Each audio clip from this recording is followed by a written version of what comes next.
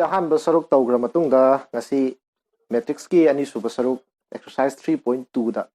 ꯑꯩꯈꯣꯏ ꯀꯩ ꯌꯥꯎꯒꯦ ꯍꯥꯏꯕꯗꯣ ꯍꯥꯟꯅ ꯑꯩꯈꯣꯏ ꯌꯦꯡꯁꯦ ꯍꯧꯖꯤꯛ ꯂꯥꯛꯀꯗꯣꯏꯁꯦ ꯑꯩꯈꯣꯏꯅ ꯃꯦꯇ꯭ꯔꯤꯛꯁꯁꯤꯡꯁꯦ ꯃꯦꯇ꯭ꯔꯤꯛꯁ ꯑꯅꯤꯒꯤ ꯃꯔꯛꯇ ꯑꯦꯗꯤꯁꯟꯁꯤꯅ ꯀꯃꯥꯏꯅ ꯇꯧꯒꯅꯤ ꯑꯗꯒꯤ ꯁꯕꯇ꯭ꯔꯦꯛꯁꯟꯅ ꯀꯃꯥꯏꯅ ꯇꯧꯒꯅꯤ ꯑꯗꯒꯤ ꯃꯜꯇꯤꯄ꯭ꯂꯤꯀꯦꯁꯟꯁꯤꯅ ꯀꯃꯥꯏꯅ ꯇꯧꯒꯅꯤ ꯍꯥꯏꯕꯗꯨꯒꯤ ꯃꯇꯥꯡꯗ ꯅꯩꯅꯗꯣꯏꯅꯤ ꯃꯊꯪꯒꯤ ꯆꯦꯞꯇꯔꯁꯤꯅ ꯑꯦꯛꯁꯔꯁꯥꯏꯖꯁꯤꯅ ꯑꯗꯨ ꯑꯣꯏꯇꯥꯔꯒꯗꯤ ꯍꯧꯖꯤꯛ ꯑꯍꯥꯟꯕꯗ ꯃꯦꯇ꯭ꯔꯤꯛꯁ ꯑꯅꯤꯁꯦ ꯀꯃꯥꯏꯅ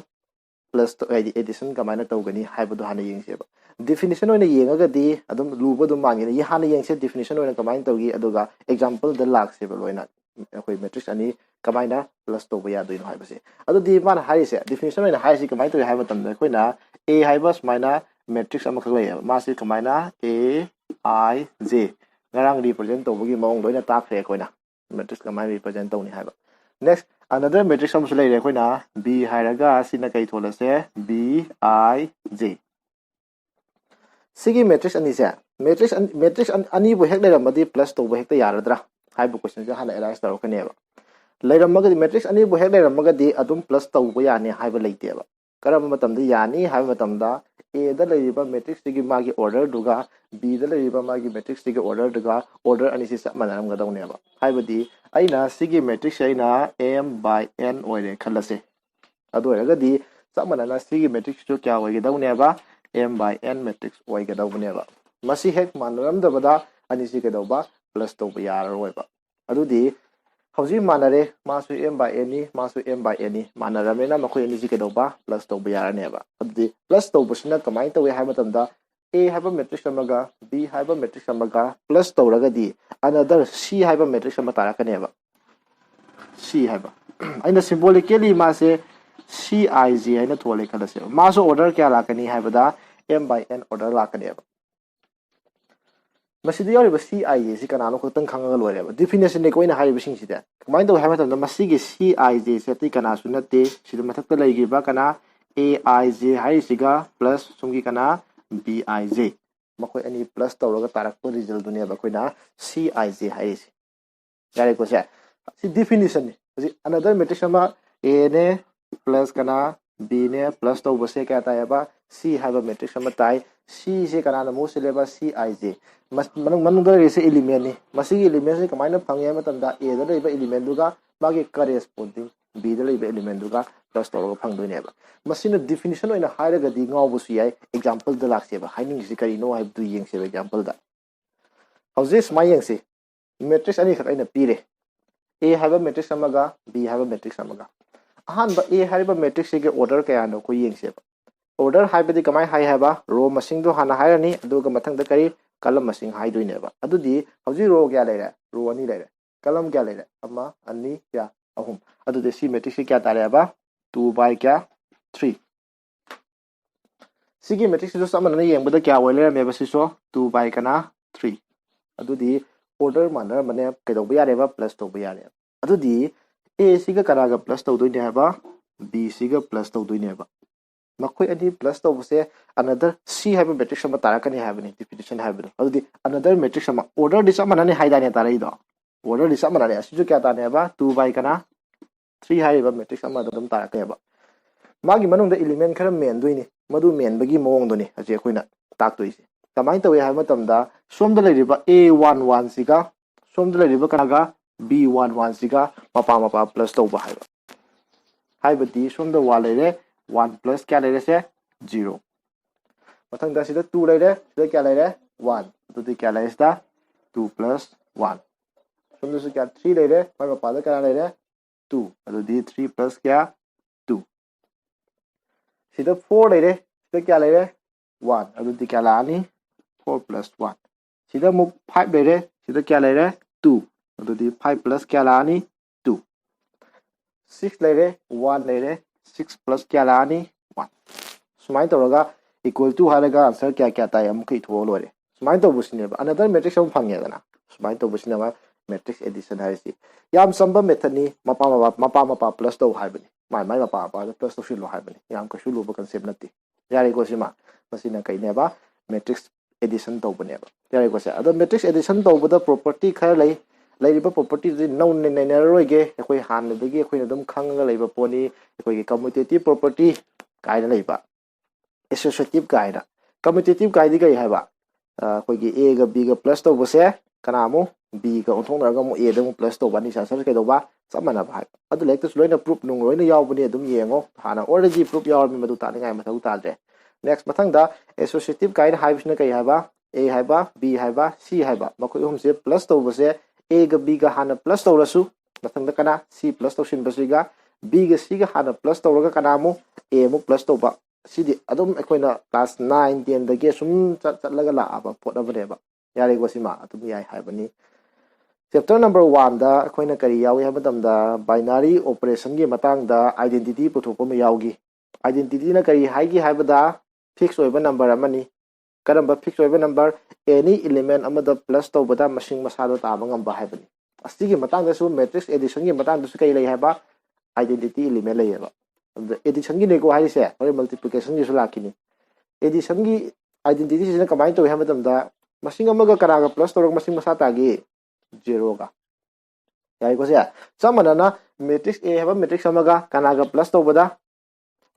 0 matrix ka 0 matrix adi kai na haba manung du yaw ba element khudima loina kai oi ba loina 0 oi ba noi bu khalo ni sida 0 plus to ro me hairo ni samana 0 plus to ro me ba machine masa loin tar oidra hanagi matrix dum halla tar ye ba adu bai to ga identity na kana ne ba 0 matrix inverse kaina haibuduna matrix ani plus to raga hojiki 0 do ta han bangam ba haibane ba adu di negative natra adu di a haba matrix ama laire adu ga magi inverse kana ne ba minus kana a adu minus a si kamai puthok tuino si wang se tane ba laktoi si minus a si puthok pa ngamna ba hona bada ekoi mathangi topic ama lakani matrix ama da scalar oiba pot amana ke doba multiplication kamai tawgani aidi kamai into tawgani haiba ma haiba di yengse sida man haidi se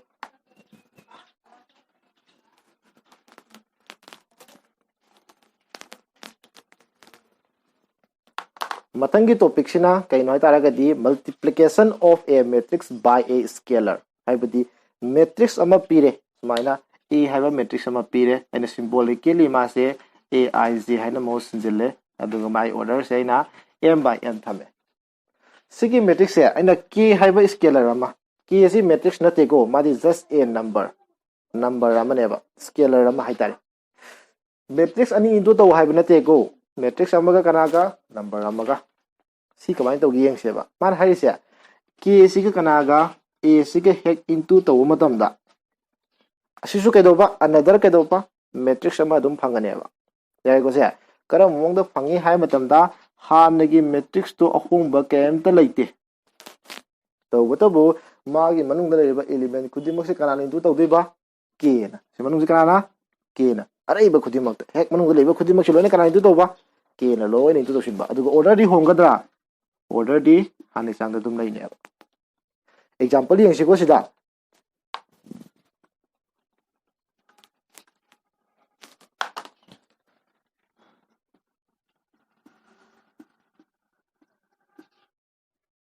yang se sida aina hauji sida a hada matrix ama pire sigi a se any am hekti yai 2 ni 2 to se ba 3 na to gera 4 na to gera yai ko se scalar oire ko 2 si di matrix na te just a number ne ba yare ko sima ado raga di kamaina 2 ga kanaga a ga into to doi ne ba sidi yo yam luba ka sim na te yam muneng se 2 ga a ga into to haibane na into to di si kana ne ba 2 ne ba yare ko se ado raga di 2 si ni 2 to di se sidasu lairi ba khudimak sida kana into to ba 2 ni into to haiba ado raga di kya la kani sida 2 into to di 2 sida di kya 4 sida na kya 6 sida na kya 8 sumaina phangakpa matrix se masine ba koina scalar into toroga phangba haise yam isam samba concept ni matrix to gi lairiba each and every element to the kana into to haiba hairiba kedoba k hairiba constant 2 waigera 2 da pull up into to haiba masida ge koina concept mu ka khangame ko yamuning si ko hauji koina sigi apunba matrix se hana leremiba a to the kana into toro phangmane ba 2 na 2 ni 2 tawbada magi element khudimata kana ni 2 tawi 2 ni 2 taweba masina takpadi masi su kana kamal lobu yai masi myam si manungda loina kana divide tawbi yai 2 na adodi sidagi mu kana kamal loba 2 kamal loba haiba concept su dum yai ya haibadi sigi matrix se aina 2 ama kamai smai tham mapana thamedana kamal loi natra कमन लो बाइस तब divide तो बने हाइदाई ने अदि 2 ने से divide तो क्या तारे 1 सिदा क्या 2 सिदा क्या 3 सिदा क्या 4 हाइबदी स्केलर मल्टीप्लाई तो बुसिना कोइना खंगबा ngami मैट्रिक्स की मनुंग दा करिगुंबा कमन लो बा याबा हेक पुलप ओइद्रदि यादे को कमन लो बसे स्वाइदैना 5 थमजिनी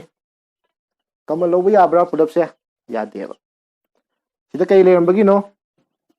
8 लेरंबगी 2 लोइना कमन लो बा याय अदना 2 से कमन थोगा स्पाइन थंबा यायबा यारे को सिमा कमन लो बा कंसेप्ट अमा सिदा लाप यायबा कदुना अदना खंगदौसे मैट्रिक्स सिदा कमन लो के हारेगदी एलिमेंट खुदिंग मक्ता यागदौबा कमन लो बसे यारे को से एलिमेंट अमा हेक याद्रबा कमन लो बा यागिद्रा कमन लो बा याय ओयबा यारे को सिमा सि कंसेप्ट मसामा मसिदगी एकोइना होजिकी नेगेटिव की वही सि कमाय लाकी यंगसेबा एकोइना ए हाइना मैट्रिक्स अमा पीरे सिदा ए की इनवर्स से एकोइना ए इक्वल टू कनाने हाइगे एकोइना ए इक्वल टू नति ए माइनस ए से कनाने बा ए की इनवर्स एडिटिव इनवर्स नेबा मल्टीप्लाई के नते को एडिटिव इनवर्स अदि माइनस ए कमाय पुथोक्तोइनो यंगसेबा अदुदि ए हाइना रेमेस्टा ए दि कना पुथोक्तोइनेबा माइनस ए हापचिनदोइनेबा माइनस हापचिनदोइनेबा को अदुदि माइनस अमा लाकपा हाइबसिदि माइनस 1 इनटू तवे हाइ नत्रा ए सिदा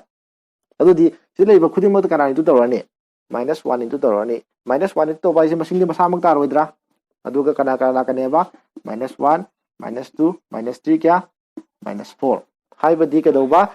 साइन चेंज लाकनेबा एलिमेंट खुदिमकता क्यों स्वाइदा कई रेमेना माइनस 4 लेरमे हाइरोनी अदुदि क्या लाने प्लस 4 कई मरमगी अइना साइन चेंज तौनी हाइरे बजिता हाइदे नोसिदा माइनस अमितु तो माइनस माइनस क्या नो प्लस हाइदे साइन समद नोगी वखनजे माइनस 1 गिनी हाने सकनोबा कदौबा मनुंग दरिबा एलिमेंट खुदिमक्तुगी साइन दु लोइना कदौबा चेंज तौखिनी हाने सतलोबा प्लस लेरमगना माइनस माइनस लेरमगना प्लस हाइदे माइनस 1 गिनी हाने सकखरगदी वखलदो असिदि करी ओनदोइबा अदे माइनस 1 लेबा वखल लाखनेबा साइन कदौबा चेंज तौबा यदि प्लस ना माइनस माइनस ना करी प्लस माइन तौगा सकखिनेबा सिना कदौबा एडिटिव कदौबा इनवर्स पुथोकप यारे को सिमा मतंगदा हजिकि दखोइना एडिटिव इनवर्स से अखोइना कईसु हायबा नेगेटिव हाइसु खंगनै यारे को जे अखोइ मसिंग अमदा माइनस हापचिलदि कई दौयबा नेगेटिव हाइदाइना अदुना ए की नेगेटिव से कनानेबा माइनस ए अदुदि अखोइ खंगा लेरा बोले यारे को सिमा नेक्स्ट मतंगदा मैट्रिक्स अनि की डिफरेंस सिदि कई डिफरेंस सिकई हाइगे खाइदोनबा एडिशन तौगिबदो एडिशन कदौई प्लस प्लस माई मपा मपा कदौई प्लस तौवेबा सब्ट्रैक्शन ददि मपा मपा अमु कदौरनी कई अहोंग लेतेबा यारे को से तौबदबो एडिशन की मतंग ददि ए प्लस बी से कनागा माने हाइगिबा बी प्लस ए गा माने हाइदि कम्यूटेटिव लेयेबा एदि सब्ट्रैक्शन की मतंग डिफरेंस की मतंग ददि ए माइनस बी से बी माइनस ए गा मानगदरा मानरोइद्रा मानरकपा याय मानरक्तब याय हाइबा ngamde याय को से अदमा हाइबा ngamdabsi कम्यूटेटिव कौब्राने अदुना मैट्रिक्स डिफरेंस के दौबा कम्यूटेटिव ओइदेबा सिमा खंगसि को हाइबदि खलुनि नोइसो 2 दगी 1 खाइदोक हाइबसि गोरे हम ओथोदि कनादि खाइदोकनी 1 दगी 2 खाइदोकनी मसिंग मानगदराने मानररोय अदु मैट्रिक्स तो मानबा ngमोइबा याय को से सिमा लेरे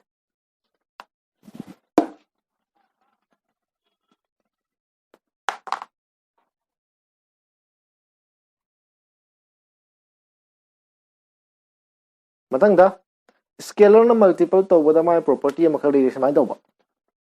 ए हाइबा मैट्रिक्स अमा लेरे बी हाइबा मैट्रिक्स अमा लेरे मैट्रिक्स अनि प्लस तौरे अदुग ममांगदा स्केलर अमा इनटू तौरे याय को से सिदि मैट्रिक्स नते को सिदि जस्ट ए नंबर ने अदुग मनुंग दिसना मैट्रिक्स नेबा मतम सिदा मा हाइसे डिस्ट्रीब्यूटिव याय हाइबा डिस्ट्रीब्यूट तौबदि यंथोक नत्रा के सिमु कनादा ए दा के सिमु कनादा बी दा आइदि इक्वल टू के हाइसे कनागा पावा ए गा पावा मा प्लस के सी कनागा बी गा पावा मा माने याय इसनेबा याय को से अदगी अमुक्सो अखोइने स्केलर अनि ओइना प्लस तौसिलबस माइना ए लाइबा मा कनागा के हाइबा मगा मसिंग ngakta ne ko sina aduga kana ma panaga leiraba ए हाइबा मैट्रिक्स अमा लेरबा याय को से सिसु समनै डिस्ट्रीब्यूट यादुइनेबा एल न कनादा ए दा प्लस के नमु कनादा ए दा याय को से मसिगी प्रूफ जो लेरेक्ट दुम यावरबनी यारे को से मसी की प्रूफ से नो लेते कमाने टॉपिक कमाने यावे हाबे मतमदा property of scalar multiplication of a matrix हाइना टॉपिक मसा में यावबनी और दम प्रूफ सुदोइना पीरबनी यारे को से मदु प्रूफ दम येंबदा ज्ञान तागले खाली अदम येंग से प्रूफ तुस खरगा येंग सिन को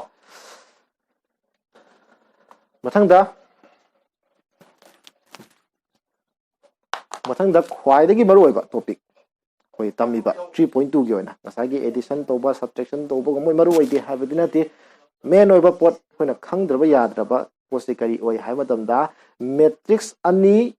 मल्टीप्लिकेशन तोबा मुना तासी को अखोय ngसाई मल्टीप्लिकेशन अमदि यावे करम मखल की मल्टीप्लिकेशन नो हाय मतमदा स्केलर अमगा मैट्रिक्स अमगा केदोबा मल्टीप्लिकेशन तोबा मतमदि केदोये मैट्रिक्स तुगी यावरिबा मनुंगी एलिमेंट खुदिमक तुदा के दुना केदोबा लोइन इंटू तौसिलेबा हौजिक लाकदोइबा पोसिना कइनो हाय तारगदि मैट्रिक्स अनि ओइना केदोबा इंटू तौगदोइबा यारे को यामुनेसिको मैट्रिक्स अनि से कमाय into तौदोइनो हायबिसिंगे अदुदि ngасai akoina matrix ani plus tauge hairagadi plus tauba yage hairagadi kaidowe haiba matrix ani dugi kaidoba order managadawni hayaba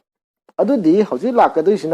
matrix ani into tauge hairagadi adi into tauba yaba haiba pot ama yadaba haiba adi araiba matrix khudima hekta into tauba yai haiba nateba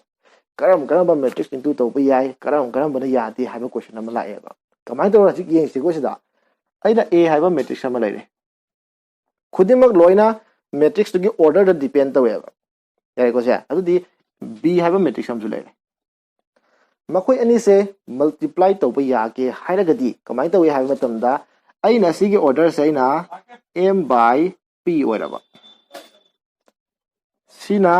p by n ओइरबा अदु रदि अनि से into तौबा यारनेबा कमाय खंगिनो येंसिको सिगी a हारिबा matrix या मसीगी number of करी अनि सुबद लेबिसि कइने हाबा कलम अहान बदल लेबिसिना रो मसीगी नंबर ऑफ कलम सिगा अनि सुब मैट्रिक्स सिगी नंबर ऑफ करीगा रोगा हेक मानरमबा अदुदी a हारिबा मैट्रिक्स सिगा b हारिबा मैट्रिक्स सिगा द वी आर एबा जे इनटू तो वी आर ने एबा जे अहान बदल वही नदी कनाने एबा इहान हान बदल लेगदरबा मैट्रिक्स तुगी कईगा कलमगा अनि सुबद लेदरबा मैट्रिक्स तुगी कईगा रो मसिंगा सब मानना कांदा मैट्रिक्स अनि दो कदो यारने हेबा इनटू तो यारने हेबा यारे को से अदो हेरगदी हौजिक येंगा हाइगे हेरगना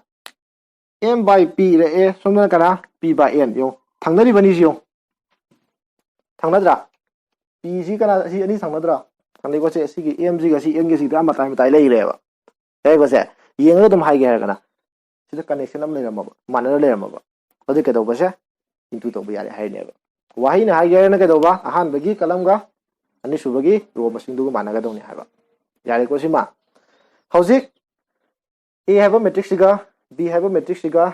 into तौदोरे अदुदी another matrix हमजु फंगदोरेबा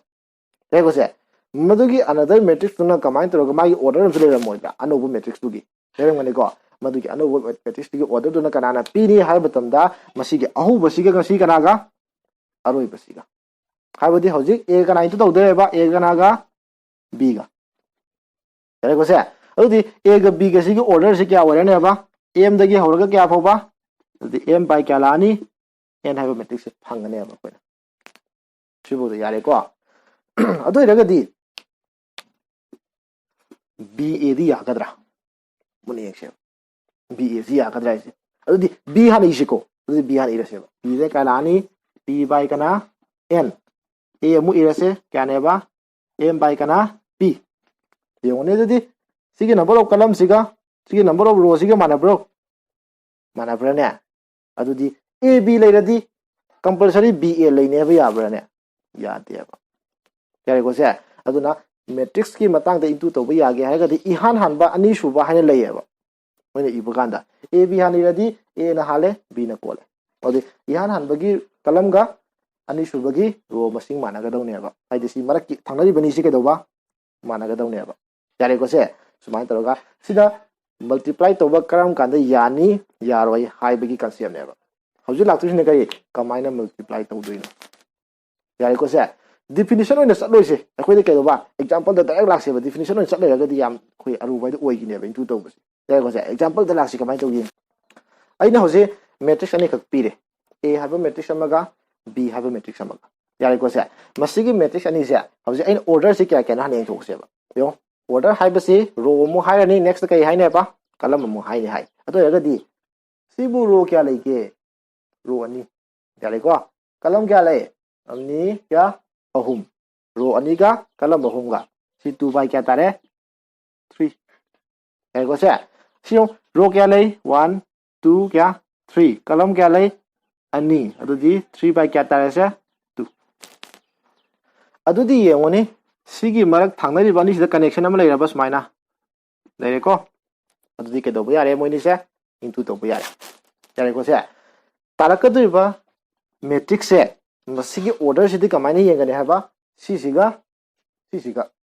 kya tara ni 2 by kana 2 by 2 ai si basam do kamai pai haige order 2 hai matrix am tara ne square matrix ama yare ko se adu di 2 by 2 iba sanna ba khoi box am khajin business maina si kya lagto ne haba 2 by kana 2 by 2 hai di sidama element mari lakane habane yare ko sima adu di yengone sida ige du je noi kai hai a11 si kai idin haba am bi se a11 ai di first row first column adu din to di se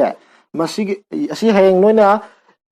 hotpa matam di yek pa yate ko si tak pa gi yek pa gi wane na yare ko se yong si sigi ihan han ba row se masi siga masi ke do ba ihan han ba column jiga pa se ba pair ma pa corresponding pa se ba mu pa be mong si amune ji ko ji ke de ba ihan han ba row siga ihan han ba kari column siga mapa hai bene ko mapa di amune ji ko sida wa le ko ma pa da kana le 2 yare ko ani sin 2 to kya ta re ut ke ji ai ko sida 1 into kya 2 next sida kana le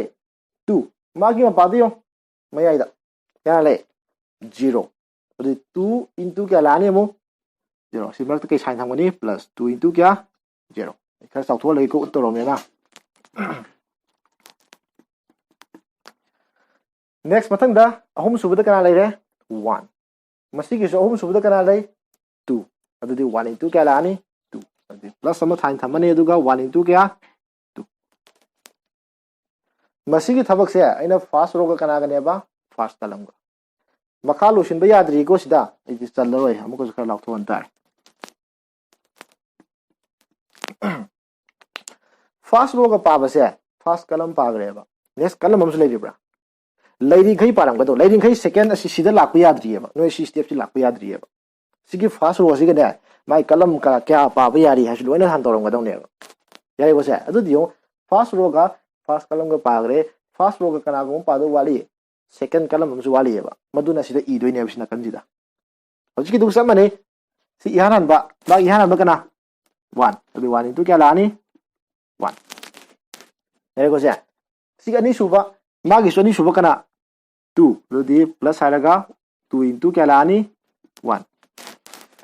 si ahum su ba magi so ahum su ba kana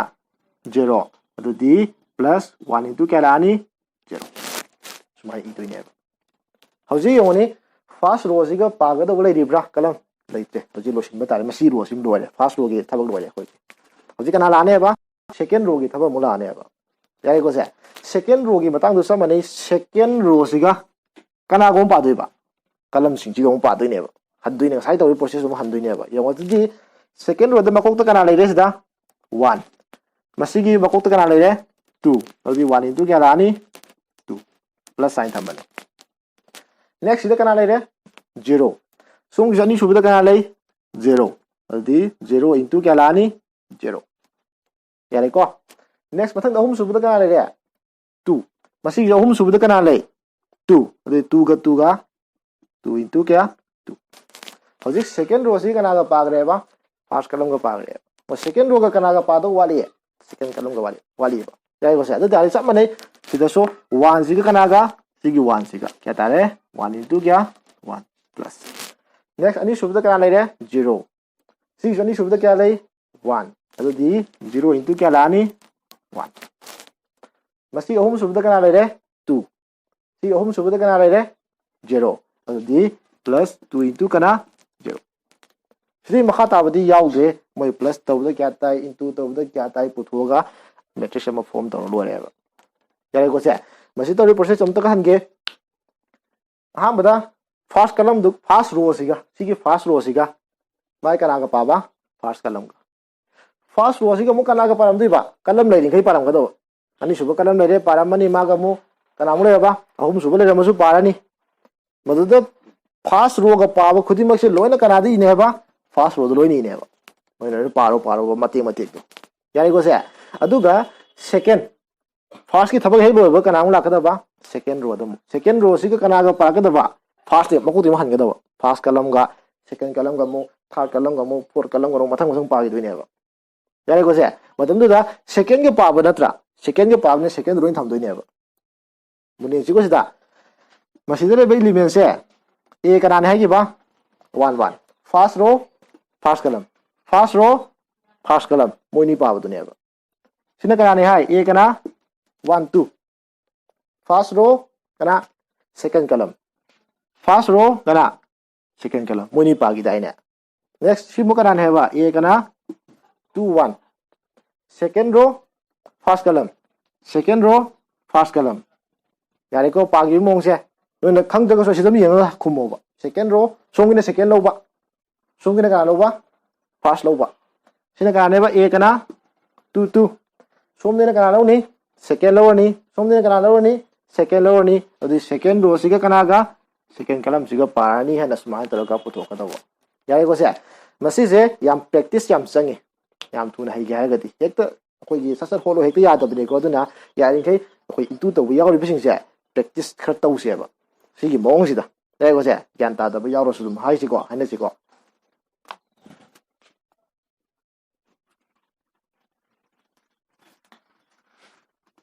हौजी question number लानी ए गा B गा into तौबा यारे लवसे B गा ए गा दी याने हाइब्रा हाइबा गमते याबा याय यादब याय इफ कैगुंबा ए बी सु यारमबा कनासु बी ए सु यारमबा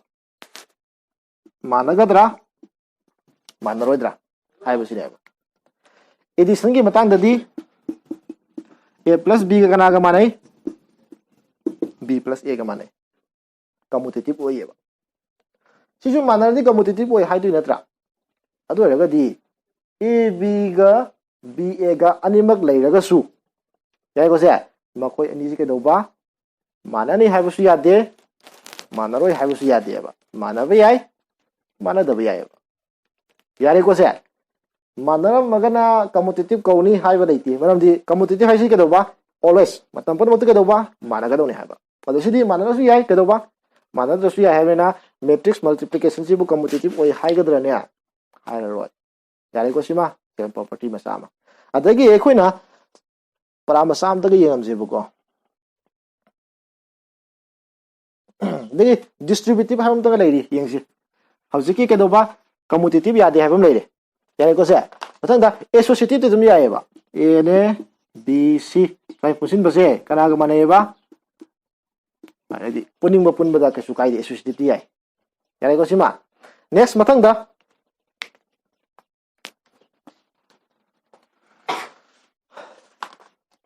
डिस्ट्रीब्यूट तो बाजी कनो येंथोकपा यारेको से इनटू ना कनादा येंथोकपा प्लस ते येंथोकपा होय स्वाइन तौदराने 1 हायरगा 2 + 3 का सिदा 4 हाइसि स्वाइन लेबसिबो 4 नमु कनादा 2 दा 4 नमु कनादा 3 दा into तौरो केदवे plus Tawi मसिमा Kannada यायबा matrix ते यायबा हाइबदे सिदा ए हाइब नै रेखालेसको अदुगा b प्लस का यायबा c मतम जुदा कमाई लाकने हाइबा a ने b इनटू तौबसे कनागा a कना c चेक्शन गदब मना सिसे सुमि रखेबको ए बी प्लस सी ए हाइना इबा सुया यादेबा यारेको से ए ना हौरबने लोइना कनाले हौगदबा ए रा लोइना हौगदबा मरमदि सिसिगा केदौबा माननी हाइबा लैतेबा यारेको से मसी सेक्शन गदबा डिस्ट्रीब्यूट की मतंगदा मकोकता लेबुदना मकोकता अदि लेफ्ट तगी तौरगना काय लेबा left to lay the right take it over right ta aduna akoina matrix na into toba ka harakane both side take doba matrix na into toba ka harakine ba matam du take doba makhani la ane ba kamai lakpa left take toba ba maga right take toba ba aduna wahi bata se left take right take into toba la kane ba hayang matrix ki matang dadi yari ko se ai budi ab kana ma de ba ca kana ma de ba ac ga ma de ba yari ko sima distribute ki le next identity su kai hai ba masamak ta ba ngam ba ai plus ki batang dana matrix amaga plus to boda ka do ba masamak ta ba ngam di hai ba fixed number do kai ko ba identity haji su kai do bi multiplication ki matang do su kai le rang mani identity le rang mani ba e ko se ma su mani e ha ba matrix am le re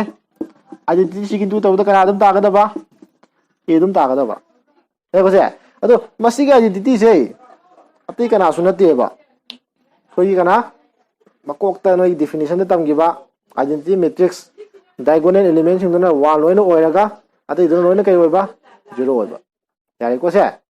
hoji ki ga do ba a ga I ga 2 to ba kana ta ba a ta ba do dai si I si kai ne ba identity ama su wali equal to I na hala su yai ka su kai te ani mak chum ga da ba a I equal to kana a ta ga da ba I a su kana ta ga da ba a ta ga da ba ai di si ni si ga answer ka do ba mana ne habe ti hai dai ne ado mana ga do ne bo na ni ma ani mak check to du ni ko si de matam si da si I si kai ko ba ai masi identity se anu budatti noi gi makok ta definition da yaw gi ba kai ba square matrix amani kai ko se karam square matrix diagonal no loi kai ba 1 oi ba adu ate loi na kai ba loi na 0 oi ba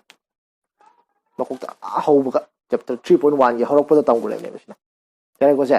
hauji theory gi part ta silware tam gi ma am se base ta ro gi hotoi ne ba ega mathangi topic na transpose kai la kini maduna mathangi part oi doini ega ko se hauji che ka do ba theory gi part oi men exercise ta kai ki yaw exercise ka lokal holam chi ega ko se aduga full hot padi yar roi aduna exercise ka yengs smai to se 3.2 si yam sawi para si exercise se saujara ga su masi concept si ngasai gi plus to ba into to ba dagi minus to ba ngak ta yam bani aduna amatang tak pada loina yagadra na khali kitang sauba ama khatang la hotke masi ji saudi sawi saujara ga su iti masi na khara na pagi pulap si gi ona subchin ba para haidi oigada bo malai khan bada question number 16 question number 18 do di proof de madu proof to di si to le bi yar wai koi yenge ba kang bun su madu question number 19 phaugi ai 22 phau le 22 phaugi manung da kai do ba holen ning ba question yawa di comment pibi ra o comment pilak traga de khoi hosa ra oi comment adum pibi ra o karam ba question no exercise kya gi no adum pira o tongan adum khoi madu gi pira iba comment sing di question sing di ba tongan ba video adum khoi share na bo na jage se question number 16 yang si 16 se exercise ki question number 6 ta smai hari a hana matrix ma pire adu ga si lo si ni man halis adu di sida me khang ga je a cube puthok pa yawi a square yawi a di pijara me adu e lai ta di kana puthok pa yarni a square di kana puthok pa yarni a cube adu mathang hong dei puthok se ba ham da a square am puthok se ba yai go se lai ta ga di now a kari square di a ga into to hai ba yai go se lai ta ga di a am lai re into kana a equal to a to was 1 0 2 0 2 1 2 0 kya 3 so this ka a amuki geda ba 1 0 2 0 2 1 2 0 kya 3 ai gi se samjun ge samdraga dis chalaro i ba se ai into to ba plus to ba sam ge ba loina ya go se yo ya mun ye se je khoi ha ba do matrix into to ka ha ba first row siga first column ga second column ga kana ga third column amam pa se ha muni se ko se yo si 1 siga pare am ye ke ko samai na 1 1 kya tare 1 into 1 1 tare ko next 0 siga ani suba 0 into 0 kya tare 0 ang da kya re 2 2 si kya hum suba kana 2 2 into 2 kya tare 2 4 yare ko next ihan number row siga ihan number column ga pa ba loire ani suba column hum suba column leiri adum pa gi ko adu ihan number row siga si 1 siga kana ga 0 ga kya tare 0 0 siga kana ga 2 siga kya tare so 0 2 kana ga pa ni 0 ga sisu kya tare loina kya tare ba se 0 yare ko next mathang da mo sigi first row si kana go parani third column ga mo adi yo 1 si kana ga 2 ga kya tare 2 plus next 0 si kana ga ani suba kana 1 ga kya tare 0 next 2 si ga ahum suba kana 3 si ga kya tare ni 6 sumana idro iduni ko loina ahum iduni sumai taraga te ko se sigi process ida samana na tai su tawduni tai sai samjil lagi sasar ire ko adi matam yam lobu yadam ne na yeng se ko se de sumai ta aina matang hojiki samana process to basi matrix phange te ko se adu desi matrix se kya ta si white box khar pick pane na ai tho tham gi ko sonda adi a square se swai tham again ti bata lagi ko yo a square se plus of sila se kya ta re 5 0 8 2 4 5 8 0 fatila yo aina si singje matang plus to na bada a square si kya phange ba si matrix si phange hoji kana hakta ngai re a cube pu khanga di yare yare ko se adu di a square kana indu tawre sida 6 na adu horen ko na taw si di loina kana kana indu to shilo re loina 6 indu to shilo re ba yare ko se adu si question dai full di hol ro ko white board khara pick pare question ji khara sang mane ba ko indu to bu khatang khang se ba kai ke puthok to no ha bu khatang yare ko se ne ka si hek a square hek puthok ko loi ba ga ये a square है पुथोक को कना पुथोक ने बा a कना cube si dio a square अमग कना into Tawi a अमगा यार को से अब दी a square दी ऑलरेडी फंगा दाइ ने सिदा अदु दी क्या ले सिदा 5 0 8 2 4 कना 5 8 0 क्या 13 सी सिगा हानगी a का 1 0 2 0 2 1 2 0 क्या 3 स्माइल करगा सिजो हजि के दमाइना सब बनाना कमाई तो ने हैबा सिगा मुक सिगा वे पुथोगा मुक के दरनी प्लस तो नरगा सिजो 3 बाय क्या फंगनी 3 मैट्रिक्स में सब बनाना फंगने है सिगी स्टाइल दा ते को से अदि मतुंग दा सि क्या फंगने है बा a कना क्यूब फंगजरे ने बा अदु तागा दी ने तो से अजि a क्यूब से सिनबी ने सिदा 6 थमनी कना मु सिलनी a स्क्वायर मु सिलनी प्लस क्या 7a मु सिलनी याय को से अदुगा प्लस आएगा 2 कना ले I si katang haya malo re gidi I si kane bam identity ai si bo khoi na square matrix ne hai dai ne adu bo square matrix ai order lai order 2 order 3 order 1 loi lai yai ko se adu di yone haji khoi lai si order kya no bo khoi lai bo matrix me am si bo row hom ni column hom ni order 3 ne ba adu si I si kana oi ne ba identity matrix ne order kya lai ba 3 lai ba 2 ko to ram kana 2 lai ba hai bade si I si kana ne ba 1 1 1 0 0 0 0 hai de loi na tai kai oi ba 0 oi laga diagonal khatang kai oi ba 1 oi ba masi sinjil lo ba adu ga si plus to bu khot pa minus to bu doi ta khare khoi ai go se sinjil la matung da plus minus to na raga ne answer kya ta ba loi na si kya ta ba 0 0 0 sigu ma matrix ma tai ulu hai ne ba last 0 ha dai si mana kya ko se ado ta bra hai bu check to ro yengi ba kang bu na si ta bra du yenga ga tai na tra ga ta de du comment dam hai bi ro ado ga masi gi